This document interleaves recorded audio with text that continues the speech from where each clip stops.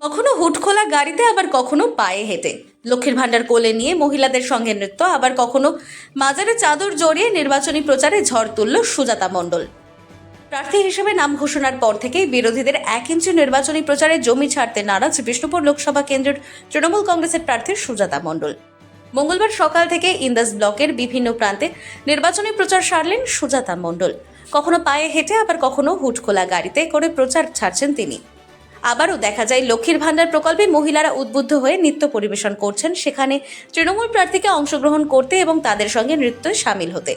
আবার ইন্দাসের একটি মাজারে যান এবং সেখানে চাদর চড়ান।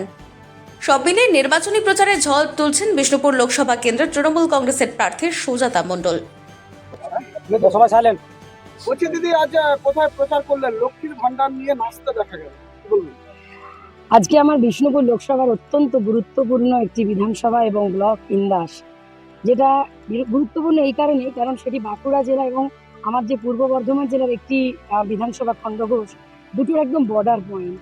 তাই আমি সেখানে সকাল থেকে আজকে এসেছি। অনেকগুলি গ্রাম ঘুরে ঘুরে ঘুরে ঘুরে এখন একটি মাজারে এলাম। সেখানে প্রভুকে, আল্লাহকে আমি নিবেদন করলাম, প্রার্থনা করলাম। আর লক্ষ্মী ভাণ্ডার, আমি তো একটা নারী, আর আমার নেত্রী তিনিও একজন নারী। বাংলার প্রতিটা নারীর সাথে সাথে আমার বিষ্ণুপুর লোকসভার প্রতিটা নারী, ইন্দাসের নারী, সবাই এত সম্মানিত, সুরক্ষিত লক্ষ্মী ভাণ্ডারের যে বর্ধিত ডবল টাকাটা পেয়ে যে উচ্ছ্বসিত, সেটা যেন কোথাও তাদের চোখে মুখে মানে একদম আছড়ে পড়ছে। প্রচুর মানুষের সমর্থন। কোথাও দেখলাম না বিজেপি বলে কিছু আছে, শুধু রাতের অন্ধকারে তাদের কিছু দুষ্কৃতীরা নামটাম লিখে দিয়ে যাচ্ছে ছাড়া কোথাও বিজেপি বলে কিছু নেই দেখলাম।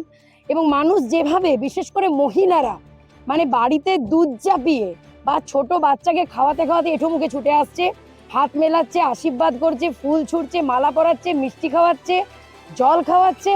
মানে আমি জাস্ট কি বলবো, মানে বিভোর, মানে আমার ভাষা নেই। জীবনের এতটা প্রাপ্তি জানি না কোনো নিশ্চয়ই পূর্ণ ছিল। লক্ষ্মী ভাণ্ডার আমাদের মেয়েদের কাছে পরম সম্মানের, কারণ আমরা মেয়েরা মা লক্ষ্মীর জাত, এটা সবাই বলে। তো সেটা এতদিন কেউ ভাবেনি। সিপিএম, বিজেপি, কংগ্রেস ভেবেছেন তিনি নিজে হচ্ছেন বাংলার মা দুর্গা, ভারতের মা দুর্গা, এবং সত্যিকারের তিনিই হচ্ছেন অন্নপূর্ণা লক্ষ্মী মমতা বন্দ্যোপাধ্যায়। তিনি যখন বাংলার প্রত্যেকটি নারীকে, আবার বিষ্ণুপুর লোকসভার প্রত্যেকটি নারীকে মা লক্ষ্মী সম্মানে ভূষিতা করে লক্ষ্মী ভাণ্ডার দিয়ে, যাদের সার্টিফিকেট আছে, কাস্ট সার্টিফিকেট, তাদের 1000 থেকে 1200 হলো। জেনারেল কাস্ট যাদের সার্টিফিকেট নেই তাদের 500 থেকে বেড়ে 1000 হলো। এটাতে মেয়েরা যে কি পরিমাণ সুরক্ষিত, সম্মানিত, সেটা এক একটা ঘটনা যদি আপনাদেরকে বলি, মানে আপনাদের অবাক হয়ে যাবেন। কেউ বলছে বাচ্চা টিউশনি একটা দিতে পারবো, কেউ বলছে শ্বশুরমশাইয়ের খুব শরীর খারাপ, একটা জীবনদায়ী ওষুধ কিনতে পারবো। মেয়েরা মানে মনে হচ্ছে যে তারা যেন ভোটটা দেবার জন্য, মানে 25শে মে কবে আসবে এবং জোড়াফুল চিহ্নের বাটনটা কবে দাবাবে, সেই অপেক্ষায় তারা টকবক করে ফুটছে। মমতাদির উন্নয়ন, সম্পূর্ণ উন্নয়ন। এই যে রাস্তাটায় দাঁড়িয়ে রয়েছে, আগে সিপিএম এর আমলে এখানে রাস্তা ছিল না, আজ এখানে কিন্তু রাস্তাশ্রী হয়েছে, পথশ্রী হয়েছে, সেটাও মমতা বন্দ্যোপাধ্যায়েরই প্রকল্প।